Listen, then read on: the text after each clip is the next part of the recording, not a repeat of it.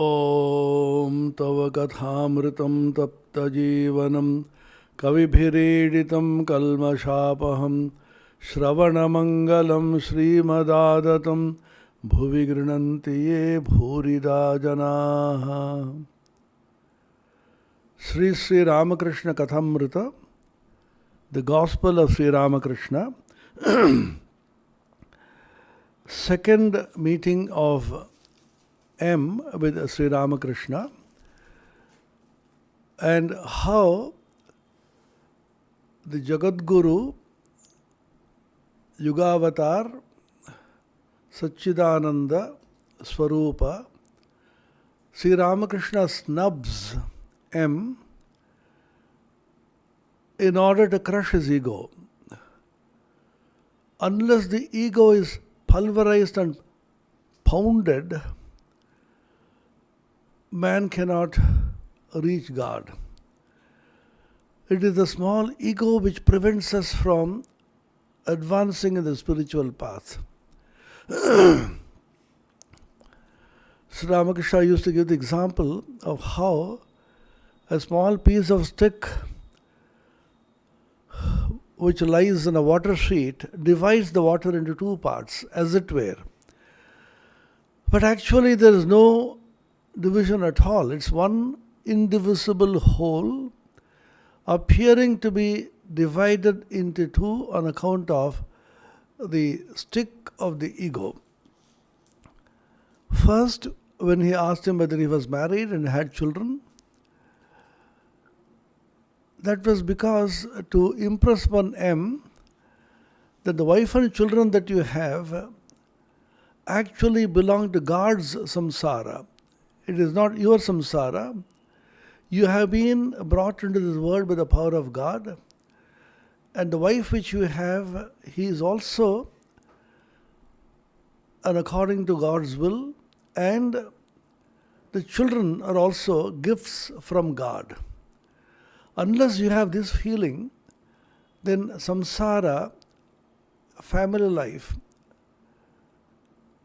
becomes a great bondage and a burden. And if you bring God in there as the presiding deity of the family, then everything falls in place. You cook for God, you offer the food to God, you take care of your children and wife as the embodiments of the divine, and everything is divinized. So to impress upon this, he is snubbing M's ego to remind him that the wife and children that you have are in fact part of God's family. He snubs him again when M calls his wife ignorant, because M had not understood till then the difference between knowledge and ignorance. M thought that reading a lot of books gives you knowledge, and a person who has not gone to school or university or a college, nor reading many books, has to remain ignorant. Sri Ramakrishna snubs him and says, "Oh, you are a man of knowledge." Immediately he realizes his mistake and finds his ego giving way and crumbling. This is the greatness of the recorder of the Gospel, Master Maharshaya Mahendranath Gupta M.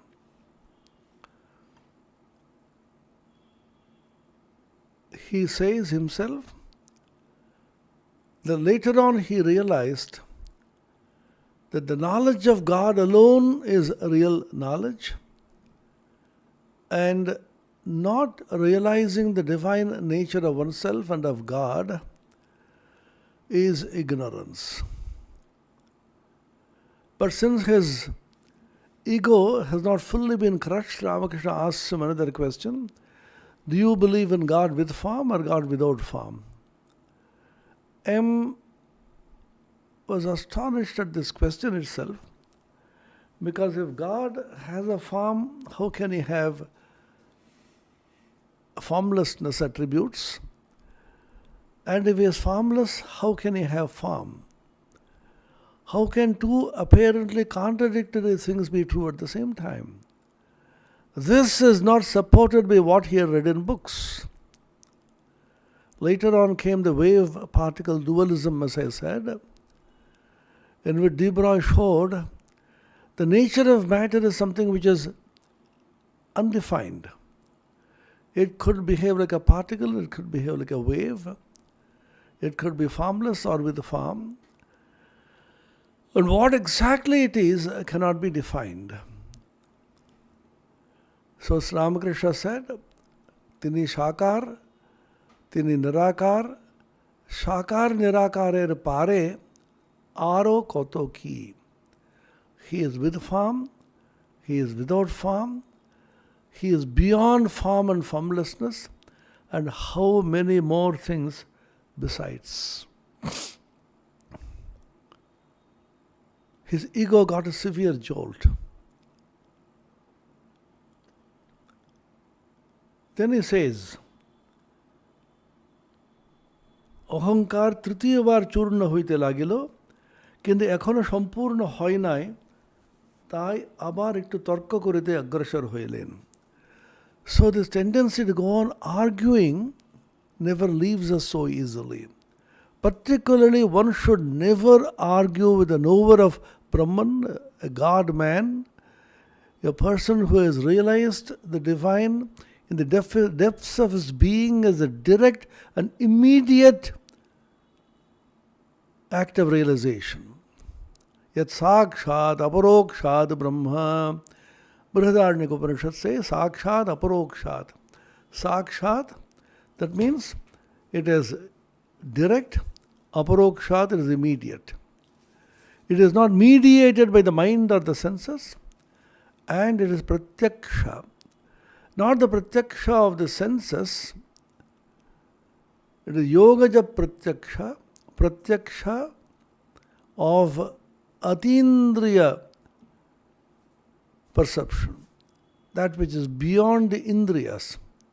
So to describe that, they use another significant word, which is aparoksha. Paroksha is opposite of pratyaksha, indirect, and rather than saying it is direct, they say not indirect, aparoksha, which means it is immediate, not mediated by the senses. It is direct and it is immediate.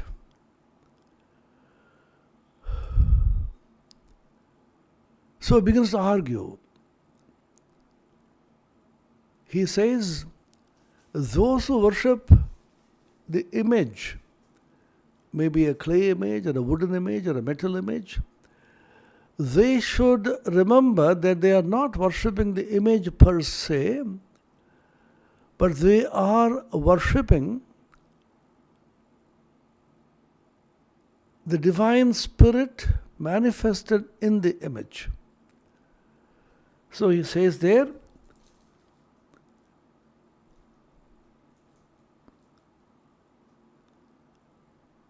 Agya Dini Shakar e Vishwas Jano Holo. Well, take it that we have the faith that he is with form. Kintu Matiri Pratima Tinito non, but he is not a clay image. He cannot be confined into the space of this image, which is material. Even before M had finished his sentence, Sri Ramakrishna cuts him short and says, Mati kenago chinmayi pratima. Why should it be a clay image? It is the image of consciousness, image of spirit. Master Chinmayi Pratima bujite parilenna. Master could not understand what is the meaning of Chinmayi Pratima or the image of consciousness. Bolen acha jara matir Pratima pujo kore, তাদের তো বুঝিয়ে দেওয়া উচিত যে মাটির প্রতিমা ঈশ্বর নয়, আর প্রতিমার সম্মুখে ঈশ্বরকে উদ্দেশ্য করে pujo kora uchit. Well, those who are worshipping God in the clay image should be clearly told and made to understand that the infinite and the absolute God cannot be the clay image, but keeping the clay image in front, they are worshipping that infinite consciousness only. We should make them understand because they are ignorant. That's the idea. Once again, the same ego which feels that everybody else is ignorant, I alone know. And therefore, they should be made to understand.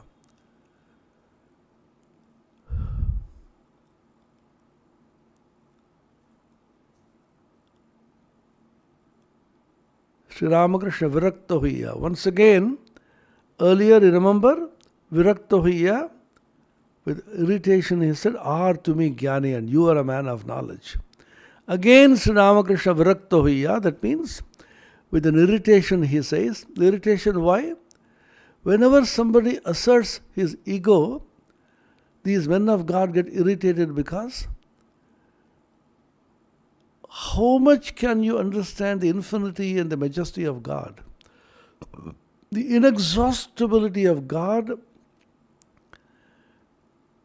when it impinges upon your consciousness even infinitesimally, you realize God's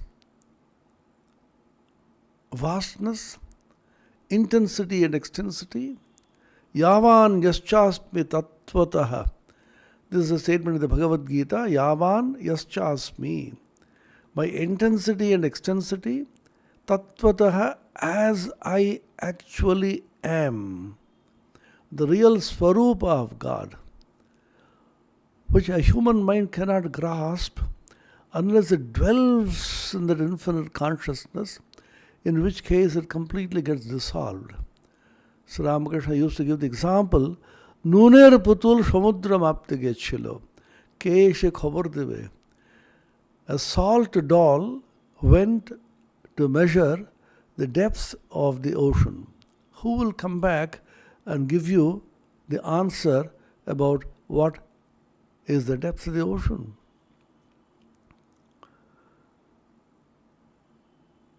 Sri Ramakrishna Virakta Huiya, with irritation, Tomader Kolkatar Loker Uyak, Keval lecture deva or bujhiye deva.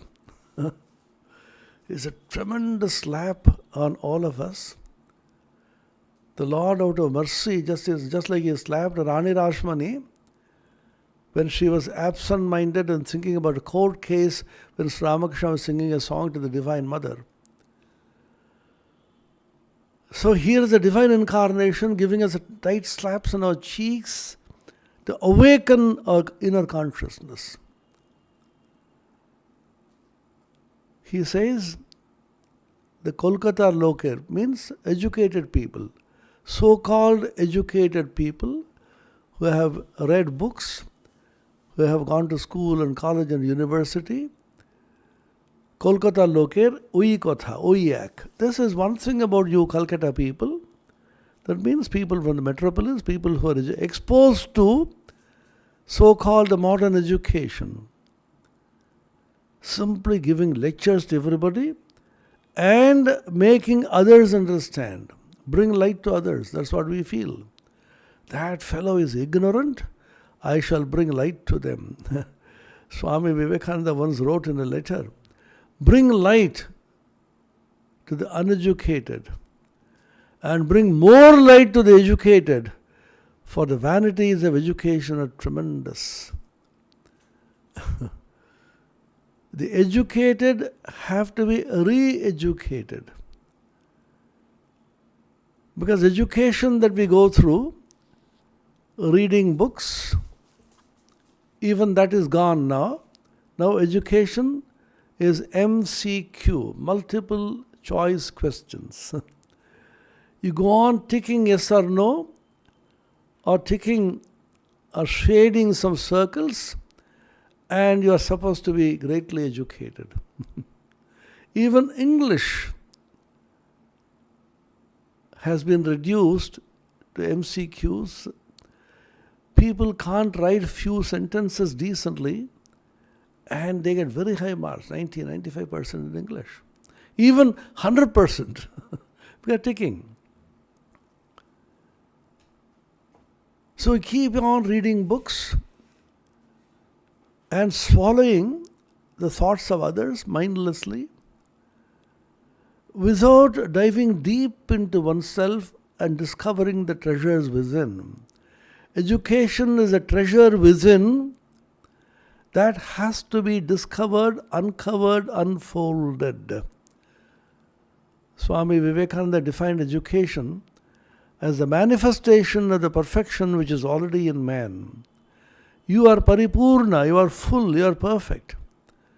And that has to be realized through a process of uncovering or discovering. This process of discovery is called education. Then the knowledge which is within, the full spontaneous knowledge, gushes forth, and you realize great spiritual and secular truths. This is called intuitive awareness. In Sanskrit, there's a beautiful word called medha. It's also called pragya and dhi. Dhi is a word which is used in the Gayatri mantra. Om tat saviturvarenyam bhargo devasya dhimahi dhiyo yo na prachodayat. Om. The most famous mantra in the Vedas, the Gayatri mantra, dhiyo yo na prachodayat. We meditate on the luminosity, the supreme intelligence of that divine Sun consciousness, the infinite consciousness, who awakens our intelligence. Not the ordinary secular intelligence of reading books and passing exams, but the higher intuitive intelligence which makes you realize the inner treasure.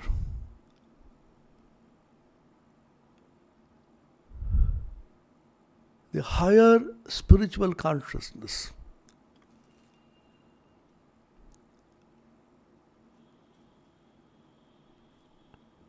Dharana Shakti, the power to retain and intuitively understand.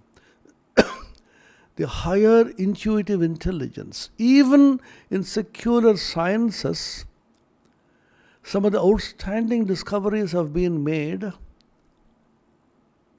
by the power of higher intelligence. There are so many examples.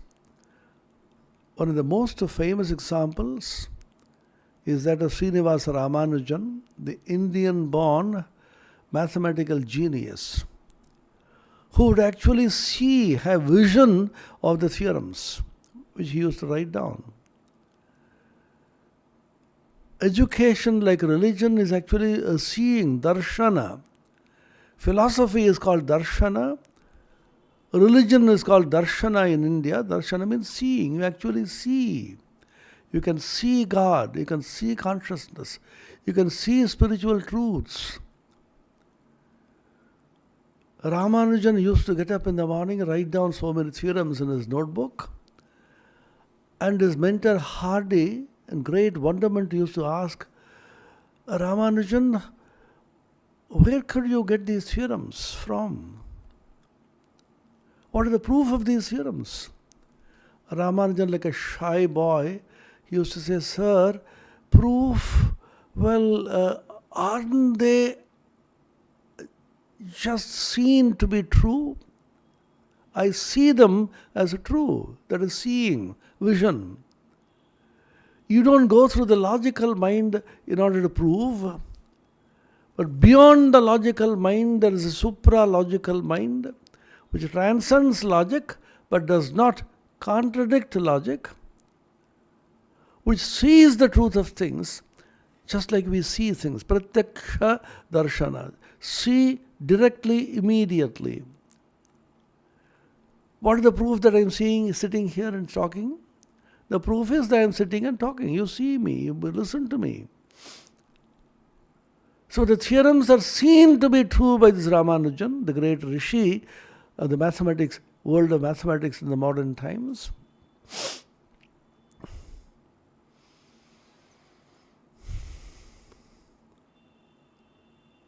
And he used to hesitantly share a great secret with Hardy. He said, "Sir, in my dreams in the night,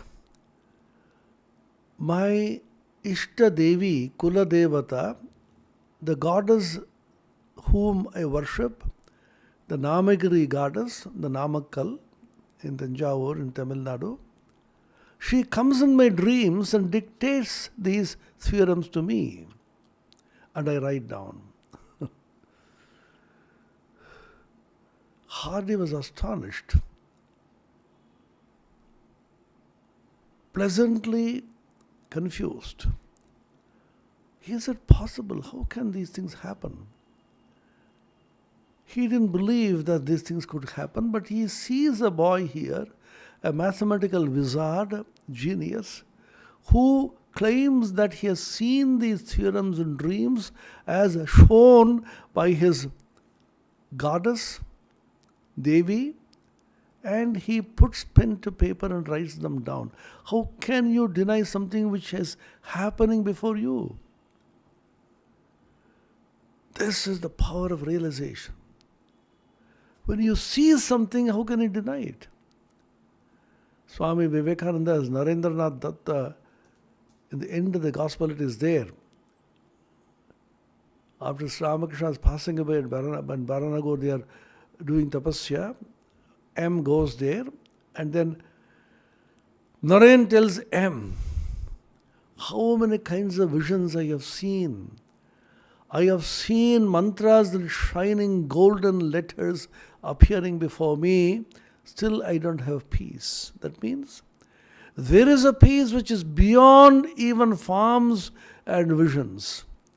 A peace that passeth all understanding, which transcends the logical mind, goes beyond all this, and is the real background of all this, the real ground of all this. Hardy is supposed to have said, "Doubtlessly this boy is a mathematical genius, but hopelessly religious." These hopelessly religious people, the mystical rishis of modern times, who realize and see things in the depths of their mystical consciousness, are the people who are the saviors of mankind.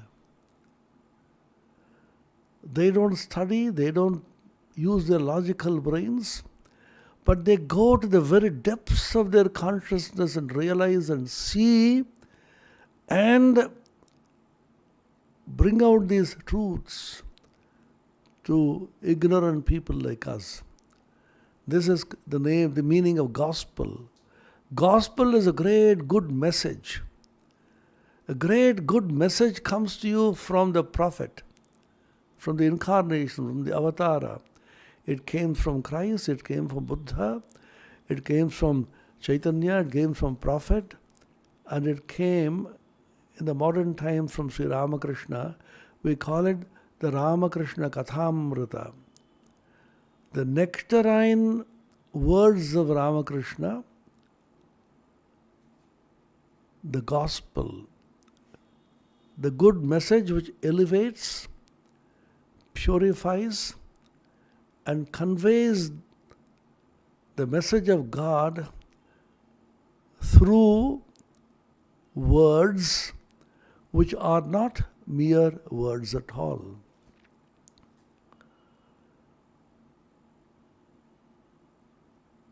So you keep on giving lectures and bring light to others. Who brings light to you? आपना के बुझाए तार ठीक नाई. तुम्हें बुझाবার কে? Who will teach you? Who will bring light to you? This is not clear. যার জগৎ তিনি বুঝাবেন. The world is created by the infinite power of God. He has created all of us. He will make you understand as the Antaryami. In Hinduism, there's a great concept of the Antaryami, the indwelling controller and the indwelling spirit. He dwells in the depths of your being, in your heart of hearts, and from there he guides you and gives you the right direction. Dhiyo yo nav prachodayas, the Gayatri says. The Gayatri Mantra prays for the awakening of that divine, higher, intuitive intelligence, which is the Lord Himself. That's Savitur Varenyam Bhargaha. The luminosity, the light of lights of the Supreme Being, symbolized by the Savita or the sun. So He kindles your inner awareness, your consciousness, your higher intelligence, and make you realize the supreme truth or reality. যিনি জগৎ করেছেন, চন্দ্র সূর্য মানুষ জীব জন্তু করেছেন, জীব জন্তুদের খাবার উপায় পালন করবার জন্য মা বাপ করেছেন, মা বাপের স্নেহ করেছেন, তিনিই বুঝাবেন. What a profound sentence. A simple sentence apparently, but the depth of meaning is staggering.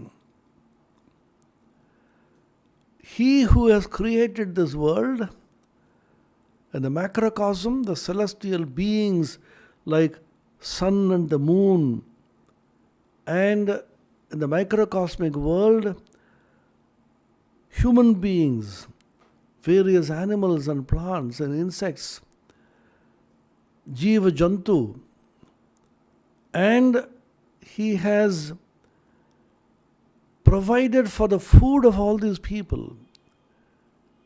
Even an ordinary insect knows where the food comes from. And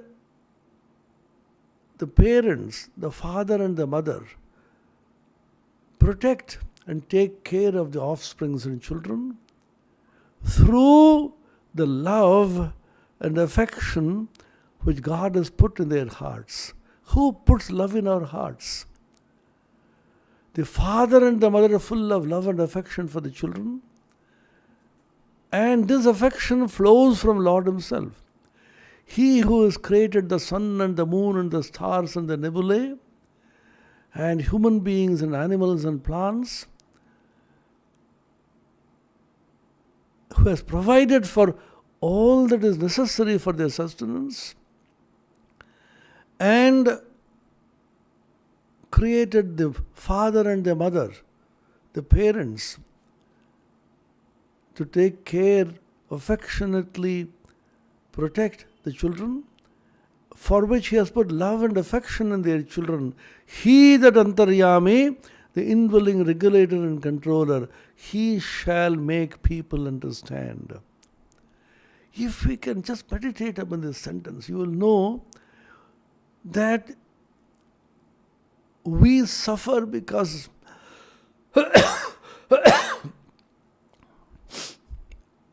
we arrogate to ourselves the role of bringing light to others.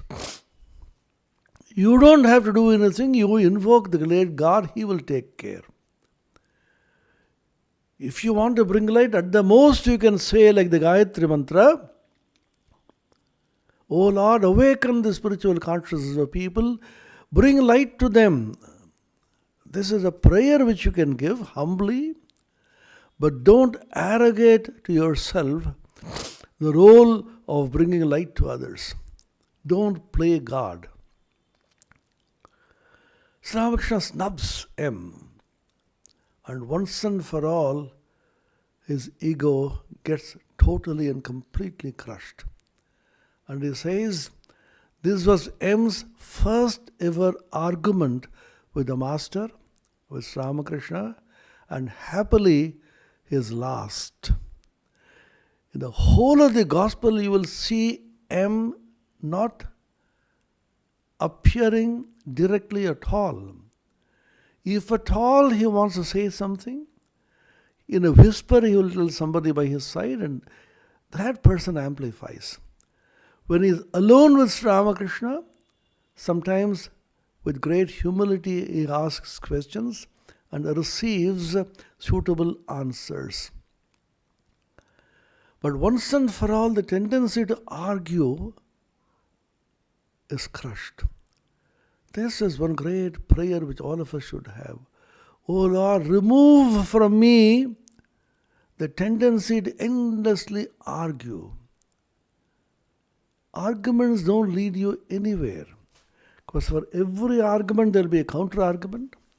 And for every counter-argument there is another counter-argument, and so on. It is an endless chain of arguments in which you are completely caught.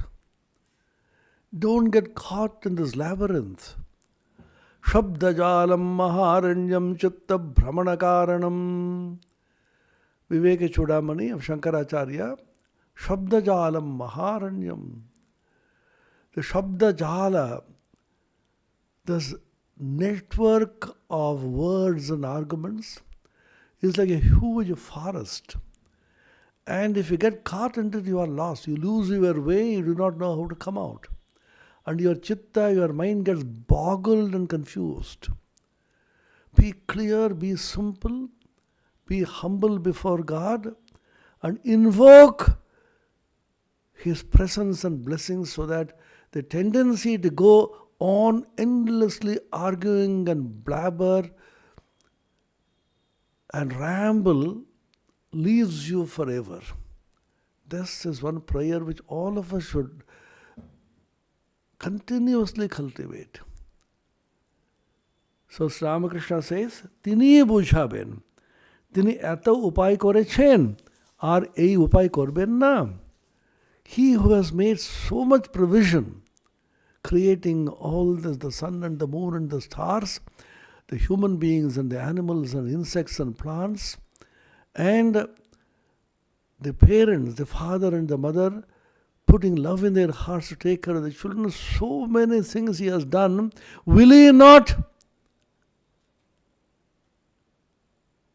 make some provision for you to understand? You can see the echo in Jesus Christ's Bible. Sermon on the Mount, for example, Gospel according to St. Matthew, in which He says, Ye of little faith. He says, you people, we have so little faith. Which one of you, if your child comes and asks for a piece of flesh, will give you a serpent? If a child asks for a piece of bread, will give him a stone? If you, being so cruel, are so kind to your children, how much more will the Heavenly Father be compassionate to His children? Ye of little faith. He has provided everything even long before He brought us into existence. I'll tell you an interesting story. This story comes in the life of Sridhara Swami, who was a great saint in Bengal and who has written his immortal commentary in the Bhagavad Gita. It's called Sridhari Tika. Tika means a gloss. Bhagavan Bhashyakar Shankaracharya wrote a full-fledged commentary called the Bhashya. And Sridhara Swami wrote a Tika, simple explanation, giving the essentials of the Bhagavad Gita verses. It's a very famous book. Sridhara Swami was a married person. He had children, he had a wife. The story of renunciation is very remarkable. The story goes thus. Once he was just tired and lying down and looking at the roof. He saw a lizard was moving around the roof, and the lizard was carrying a small baby in its womb. One could see from the size of the lizard. And very soon Sridhara Swami saw the lizard gave birth to a very small baby lizard.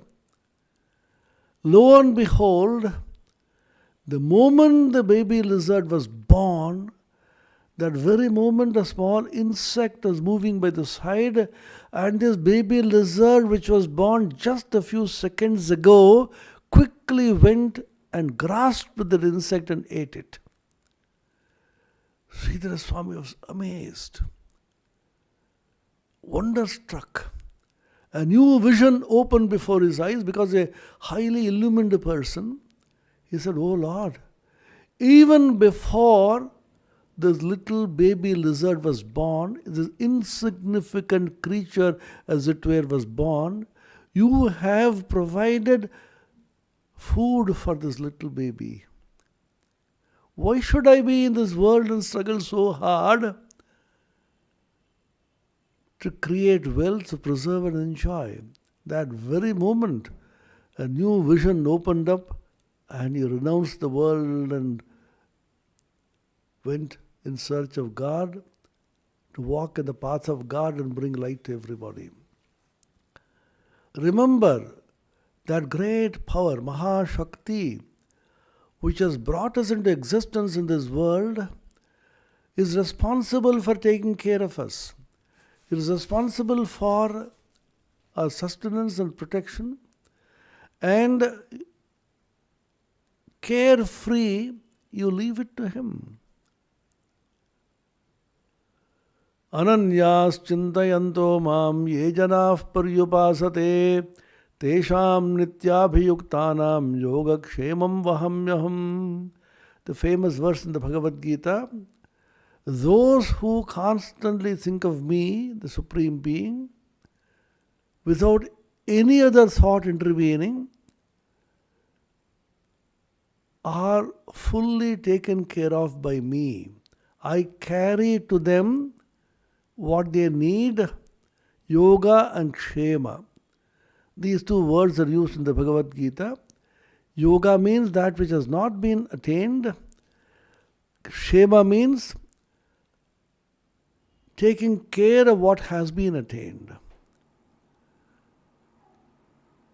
Development and maintenance, we say in the modern accounting language. That we do not have, you procure them, that is yoga. That which has been procured should be sustained and protected, that is yoga. Kshema. So yoga and kshema, procuring, acquiring something, not acquired. Kshema, protecting and sustaining something which has been acquired. Both these two are accomplished by the Lord Himself for the sake of the devotee. There is an interesting story in this verse. It is thanks to one of the Goswamis, perhaps Rupa Goswami. He was reading this verse and was in tears. "Oh Lord, why did you say, Vahami, I carry? You are the majestic Lord of the whole universe. You are the King of Kings, you are the Supreme Being, and you, renouncing your divinity and majesty as it were, will come down to bring these objects for my sake. No, it can't be. You are too big and too extraordinarily majestic to be able to do that. So it should be perhaps Dadami or Vakhyami. I make people carry, or I give them and send them. Not that I carry it myself." So he cut it out and then said Dadami or Vakhyami. Two versions are there, and went for bath. His wife told him, "See, we have very little provision at home. We have to purchase something or bring something. How will cooking go on? How will we be able to maintain our children?" and so on. He said, "Let's see, Lord will bring." He went away. After about half hour, the two young boys came carrying a lot of things. One of them was slightly dark in color. The other was very fair. So his wife said, "My children, who has sent all this?" They said, "No, your husband uh, asked us to deliver it to you. All kinds of provisions and rice and vegetables and ghee and so many things." Then she was so delighted. "So you look so handsome and so divine." Ah, terrible. "My boy, there's a huge scar on your forehead. Somebody has cut you with a blade and it is bleeding. Oh, who could do this to you? Such a charming little kid." Then the kid smiled and said, "It's your husband who did it." "My husband? He can't even think of doing this." "No, he did it just about half hour ago. Don't worry about that. It'll get cured." He went away. When her husband came back, the wife said, "Who are those two boys who sent? Oh, how charming and divine they were. One was slightly blackish dark in complexion, bluish. The other was so fair. I said, tell me, how could you be so cruel as to cut one of the foreheads of this boy with a blade? He was bleeding. Why did you cut?" I said, "I never sent anybody." Then he realized in his divine eye, Krishna and Balarama, the two brothers had come. Balarama fair, Krishna slightly darkish, carrying all this. And he had cut out Vahami, I carry, and replaced it by Dadami, I send. Or Vakhyami, I make somebody else carry. He remembered and ran to the book and restored the word Vahami. The Lord actually comes down to the help of devotees. Believe in this. Don't keep on arguing, is it true? Who said this? Oh, I am a rational person. Scientifically, you should analyze this. Don't worry about your reason. Throw away your science and reason. Have a simple, innocent faith of a child if you really want peace. This coronavirus, COVID-19, and the pandemic and the lockdowns which followed and may follow, we don't know. They have given tight slaps on the consciousness of humanity and said, you man, proud man, behave. You have no power even against the tiniest of the tiniest of the tiny virus which is lifeless and comes to life, springs to life in contact with living organisms. Man, proud man, dressed in a little brief authority, most ignorant of what he is most sure of, his glassy essence, like an angry ape, makes such fantastic gestures before the high heavens which make the angels weep. Shakespeare, measure for measure, he says these words. Swami Ranganathananji of revered memory was so fond of this passage, so repeatedly he used to talk about it and we got it by heart. Man, proud man, dressed in a little brief authority. How much pride can you have?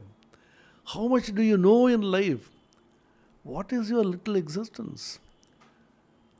Hundreds of Nobel laureates and scientists and virologists and immunologists, biological stalwarts, all of them have fallen flat before the tiniest of the tiniest of the tiniest of the tiny virus called the corona. And by the time all the scientists came together, the doctors and the virologists of a year and a half of blood, toil, tears and sweat brought out these vaccines. Smilingly, the coronavirus went through mutations, beating the virus and vaccine, and then now say, now what? Multiplication and mutation. Nothing can be said about this. And the doctors say, we just don't understand the nature of this virus. Is it man-made? Is it artificial? It is real. But the effect of this virus is only too real. The whole world is shaking in fear. Man, proud man, dressed in a little brief authority, is simply flat with fear. Everybody is now death, disease. What will happen to me next? Human beings don't want to visit their nearest and the dearest relatives for fear. The son and the mother is living apart, but the son is too afraid to go and meet the mother, lest I catch something from her. See, look at human predicament. The entire world is now crying in fear, in suspicion, in misery. But even then, human beings will not raise their heart in prayer before the infinite and the absolute supreme Lord and say, "Oh Lord, please have mercy upon us. We made a mistake, we were proud. You have crushed our pride and enough is enough. Please do turn your benign face and help us." This was the prayer which welled up from the hearts of the rishis of old.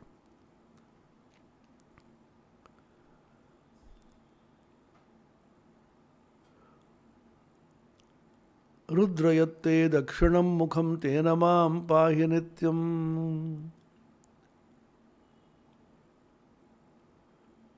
Asato ma sadgamaya tamaso ma jyotirgamaya mrityor ma amritam gamaya aviravir mayedhi rudrayatte dakshinam mukham tena mam pahi nityam. Om Shanti Shanti Shanti. The prayer. Lead us from the unreal to the real. Lead us from the darkness of ignorance to the light of illumination, knowledge. Lead us from death to immortality. Reach us, O Lord, through and through, and reveal to us your face which is full of compassion and affection and love, and elevate us. Rudrayatte dakshinam mukham tena mam pahi. Protect us forever and ever by thy compassionate face. Time has come for which to pray, O Lord, we have suffered enough. For more than a year and a half we have been crying and suffering. Our pride is now crushed. Please come and rescue us. We are unable to pray because our pride is yet not fully crushed. This is the lesson which Ramakrishna Kathamrita tells us. The very second meeting, just 4 snubbings from the Yugavatara, the supreme incarnation of the age, completely crushed M's ego. Year and a half gone,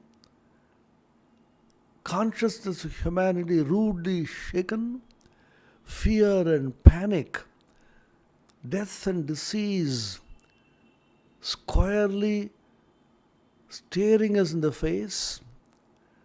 Human beings are shaking with fear. But the pride is not crushed.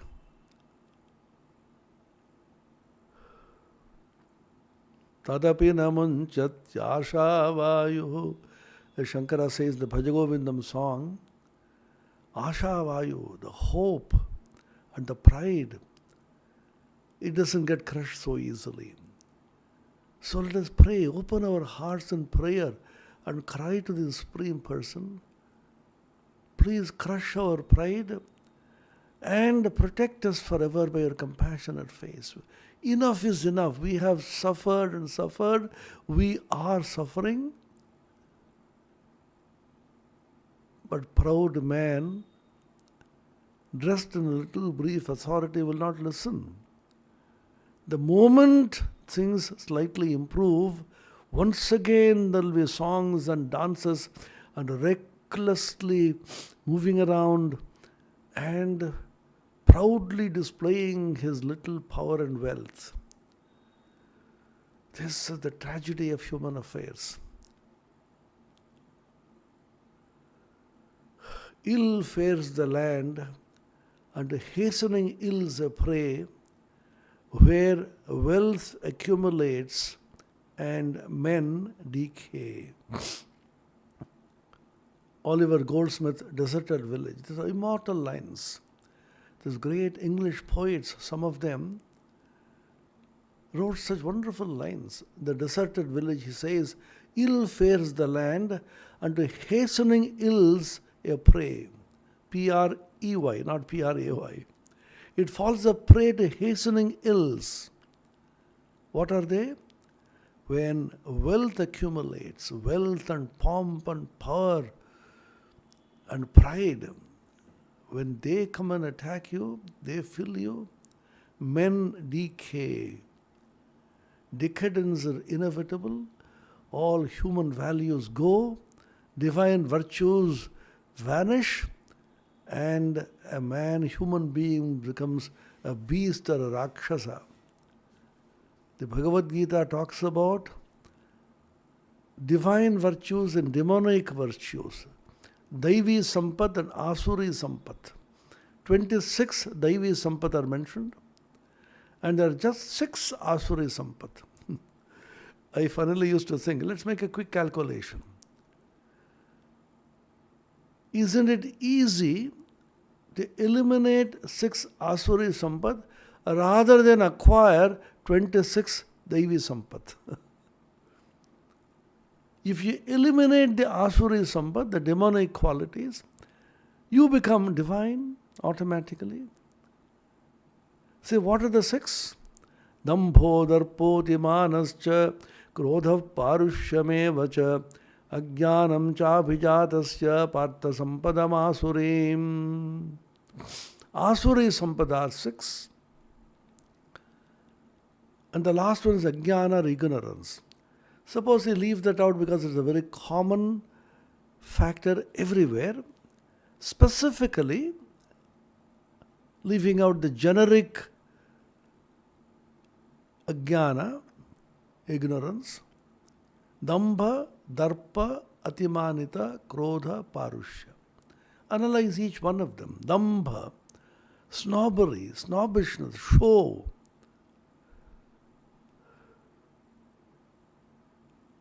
I want to pretend and show that I am a great holy man. I want to show off that I am a great speaker and a scholar. In a sentence, it means I want to show what I actually am not. Swami Vivekananda made a very simple, beautiful statement in this regard. He said, 99% of our energy is wasted in trying to make others believe what we are not. And this energy can rather be used to become what we want others to think that we are. A very interesting sentence. I repeat it again. 99% of our energy is wasted, spent in making others believe what we are not.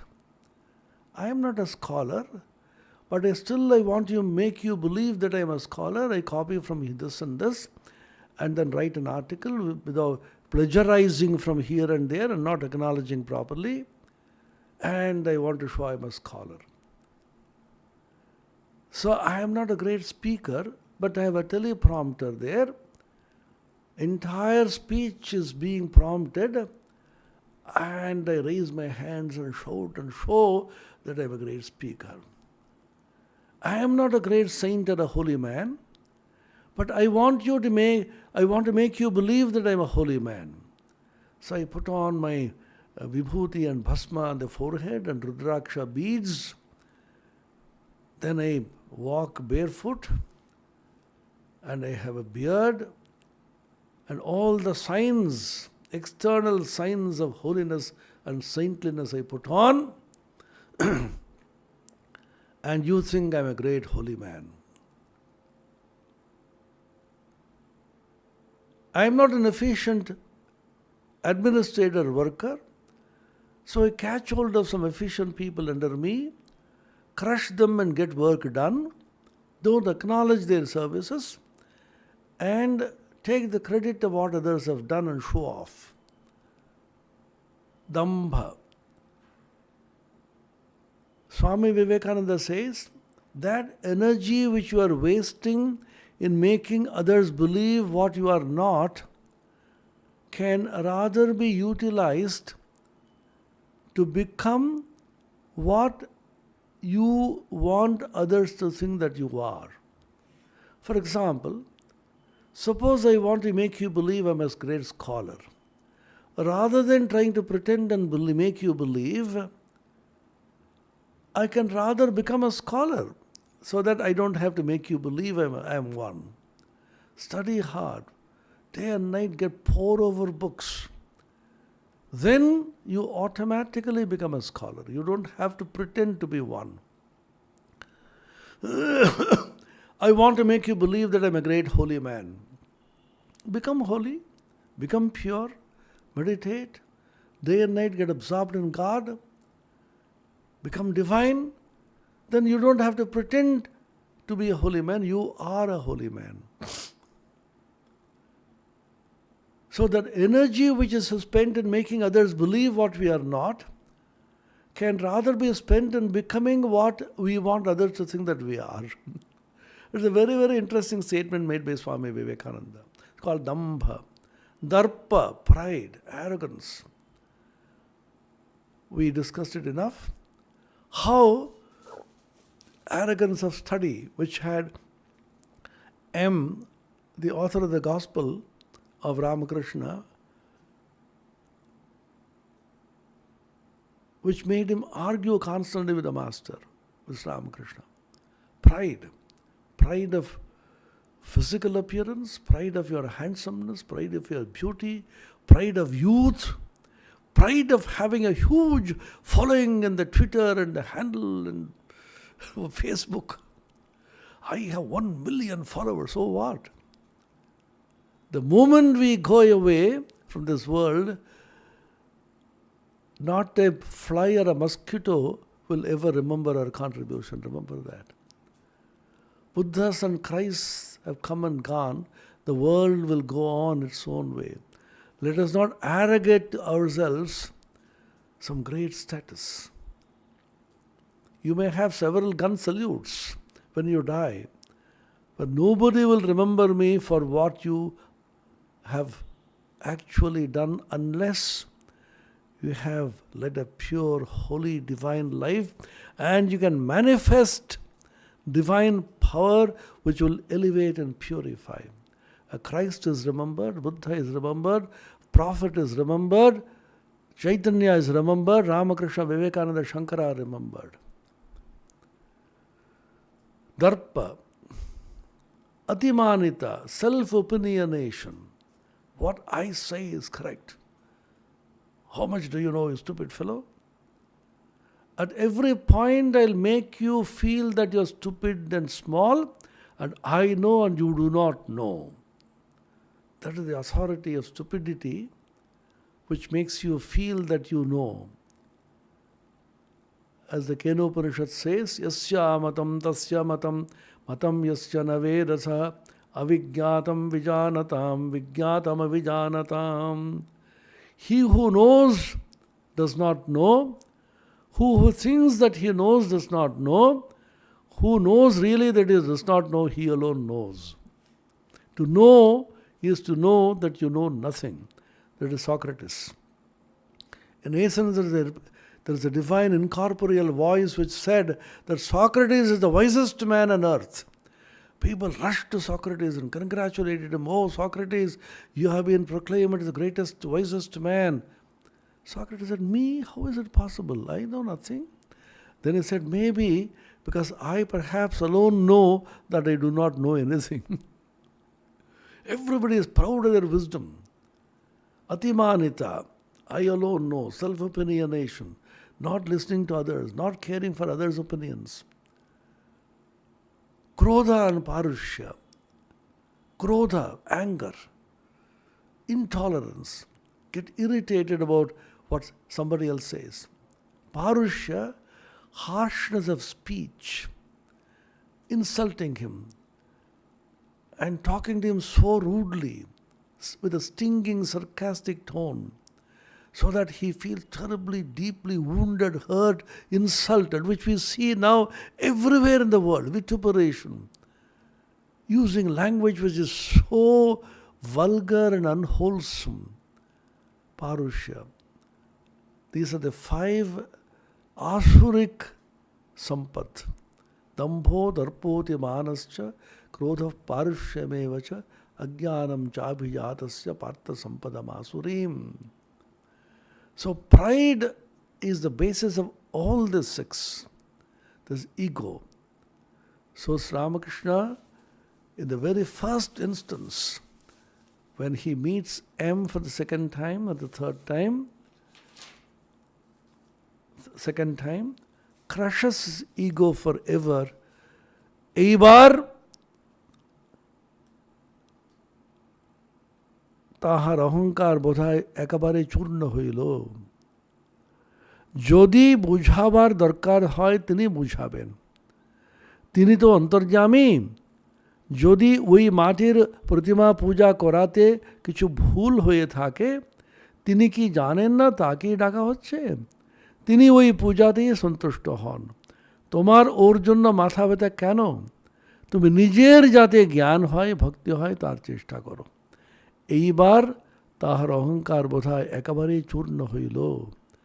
He says, he is the antaryami, he is the indwelling controller, he is the inner regulator, ever awake Lord within who never sleeps. Atandrita, the word used in the Bhagavad Gita. If there is any mistake at all in such worship of a pratima or an image, does he not know that he himself is being invoked through that? And he is satisfied and happy with that worship itself. Why should you get a headache over it? You strive for acquiring jnana, knowledge, bhakti, devotion, and you become blessed by receiving His grace. Don't play God. Don't arrogate to yourself the position of bringing light to everybody.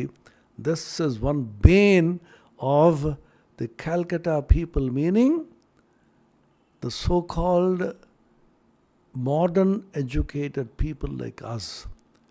May Sri Ramakrishna, the divine compassionate Lord, crush our egoism forever, so that we may become simple, innocent like children and receive the divine grace. Because the divine grace flows only to a low land. Water cannot accumulate in a high land. So the more lowly you are, more simple you are, the more innocent you are the recipient of God's divine grace. Om Niranjanam Nityamanantarupam Bhaktanukampa Vigraham Vai Ishavataram Parameshamidyam Tam Ramakrishnam Shirasa Namamaha. Om Shanti Shanti Shanti Harihi Om Tat Sat Shri Ramakrishna Arpanamastu.